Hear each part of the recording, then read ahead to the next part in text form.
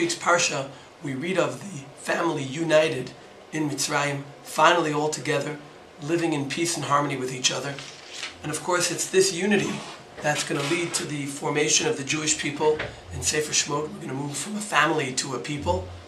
And these children of Yaakov, these same Shvatim, who were struggling with each other in the last Parshiot, are going to become the leadership, the next generation of the Jewish people.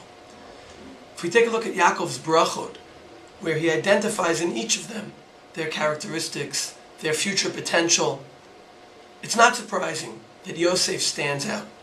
Yosef is the only one of the brothers in reference to whom Yaakov uses the word ben, son. Ben Parat Yosef, Ben Parat Alei Ayin, etc. So at first glance you assume that Yosef's prominence is going to continue into the future of the Jewish people. But of course we know that this is not the case. And the reason this is not the case is because Yaakov has even stronger words for, out of all people, his son Yehuda. Yaakov addresses Yehuda and tells him, Yehuda, ata yoducha achecha. It's you who your brothers will recognize. The you naturally excludes the others, including Yosef. He continues, Yadcha be'oref oyevecha yishtachavu lecha b'nei avicha. The sons of your father will bow to you, which is surprising because in the last few parashiyot, since Yosef's dreams, we've been seeing the brothers bowing to Yosef. In fact, the careful reader in the beginning of Parshat Vayechi notes that Yaakov's objection to Yosef's second dream is on exactly this point. Yosef's first dream, the one about the sheaves of wheat bowing to his sheath of wheat, Yaakov has nothing to say about that dream. But the second dream, that has the sun, moon, and stars bowing to Yosef, Yaakov objects and he says, Vayigar bo aviv, ma chalom hazeh asher chalamta? Havo navo ani v'imcha v'yachecha lishtachavot lecha arza? It's one thing to say that our wheat will be dependent on your wheat. But personal prostration? We will bow to you, Yosef? The same Yaakov says to Yehuda, Yehuda, ata yoducha achecha, oivecha yishtachavu lecha, yodcha ba'oref oivecha yishtachavu lecha b'nei avicha.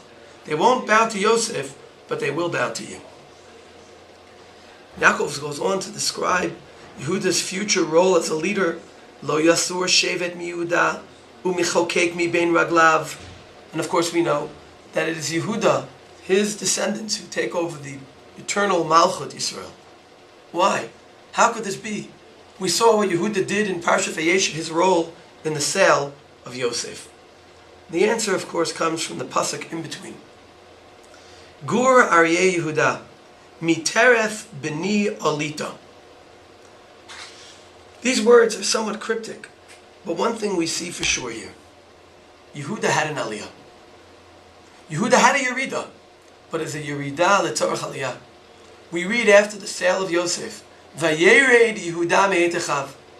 Yehuda lost his prominent position amongst the brothers when they realized what had happened. But Yehuda was someone who redeemed himself. Rashi talks about Yehuda's sensitivity even in the moment of the sale, that he preferred the sale over the murder of Yosef.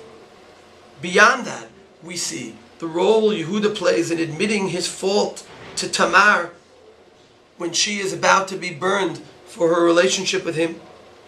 Rashi mentions that as well. The Targum Yonatan, though, sees that as connected to the initial phrase that Yaakov used in reference to Yehuda. Yehuda, ata yoducha achecha. Yehuda admitted to Tamar at that moment, and maybe b'schut that, the brothers admit to Yehuda, recognize Yehuda and his special future role. Of course, Yehuda fixes his lack of loyalty to Yosef with the loyalty to Binyamin. And this is the basis of Yehuda's status. And of course, the lesson we learn from here is that to be a leader does not mean to be perfect. Maybe you have to specifically be imperfect. So you learn how to be able to correct your ways, how to be able to change course. That's an even greater skill than being born perfectly. And that's what Yehuda stands for.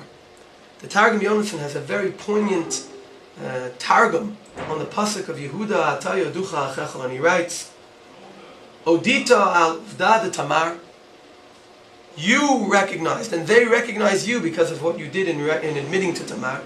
Begin Kain, because of that. L'cha Yehudin Achecha, your brothers will admit to you and recognize you. V'yitkarun Yehudoyun al Shmecha, and the Jewish people will become known as Jews, Yehudoyun, in your name, Yehuda. Yehuda's name begins with his mother Leah's recognition of Hashem's gifts to her. Hapam odet Hashem on her fourth child, Al Kain Kara Shemo Yehuda. And Yehuda becomes someone who lives his namesake as the person who can admit. And that leads the brothers to recognize his future role, and we to identify ourselves in his name as Yehudoyun, as Jews, who aren't perfect, but have in our genetic code the ability to recognize our faults and correct them.